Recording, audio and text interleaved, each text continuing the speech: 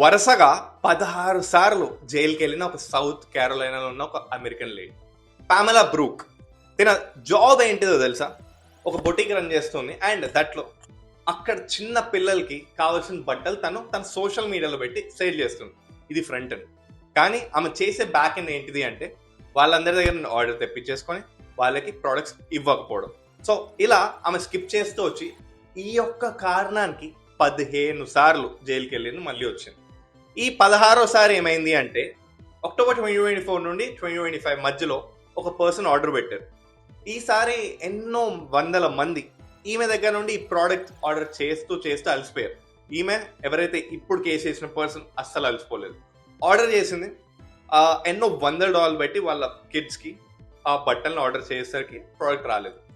Next approach, array sorry అది రాలేదే అని చెప్పి ఆమెకు గిఫ్ట్ కార్డు పంపించింది. ఆమె ఎన్నో వందలు పెడితే ఆమెకి $73 యొక్క వర్త్ గిఫ్ట్ కార్డు పంపించింది. ఆయన అక్కడ కూడా తగ్గలేదు.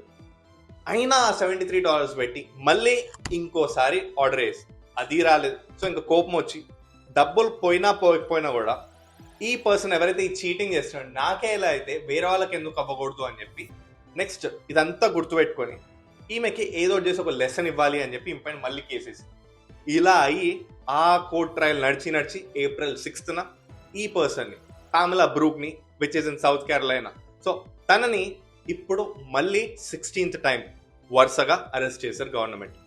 ఇప్పటికైనా మారుతుందా అంటే తెలీదు. కానీ ఇక్కడ ఒక రే ఆఫ్ హోప్ ఏంటిది అంటే ఎన్నో ఆన్లైన్ స్కామ్స్ జరుగుతున్నాయి అండ్ అవి కొన్నిసార్లు లెజిట్ సోర్సెస్ నుండి అవ్వకపోవచ్చు.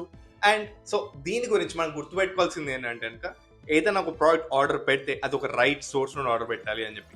అండ్ మన దగ్గర డబ్బులు పోయాయి కదా, తక్కువ అమౌంట్ అని లైట్ తీసుకోకుండా వేరే వాళ్ళకి జరగద్దు అని చెప్పి, సో దానిపైన కరెక్ట్గా ఉంటే జస్టిస్ మన సైడ్ ఉంటే కనుక విల్ బి విన్నింగ్.